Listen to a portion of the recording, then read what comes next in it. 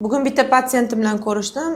Turmush qurganlarga 3 oy bo'lganda oldimga kelishgan er-xotin homiladorlikka tayyorlanish uchun polniy tekshiruvdan o'tib, analiz tahlillari yaxshi chiqqan, bir kurs lecheniya yozib bergandim o'sha vaqtda va shundoq tashlab qo'ydim. Kutasizlar endi deb kulib tashlab qo'ydim. Va mana 1 yil o'tibdi, 1 yilning ichida natija olinmagan. Bugun oldimga kelishdi er-xotin, Dilnozda уже почти 1,5 yil bo'lyapti, men homilador bo'lmadim. O'shaning uchun tezroq homilador bo'lishim kerak. Tez homilador bo'lishim uchun hozir menga nima yordam beradi? O'shani birinchi qilishimiz kerak. Eko bo'lsa, eko qilib bering. Chunki boshqa уже sabrim yetmaydi. Har kuni yig'layman, stress, depressiya holatidaman.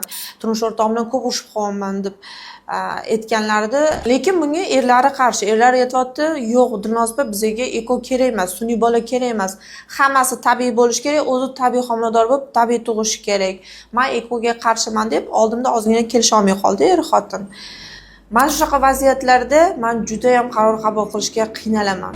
Bunaqa holatlarda hech narsani tavsiya qilmayman. Chunki bu oilani turmush qurganiga endi 1 yil 3 oy bo'lgan, so'rovi unaqa katta emas. Agar haqiqatan ham o'zlari xohlab eko qildirmoqchi bo'lsa, albatta yordam beraman. Agar xohlashmasa, ularni hech kim majburlay olmaydi. Shuning uchun har doim er-xotin o'tirib, o'zaro kelishib, maslahatlashib, keyin to'g'ri qaror qabul qilish kerak.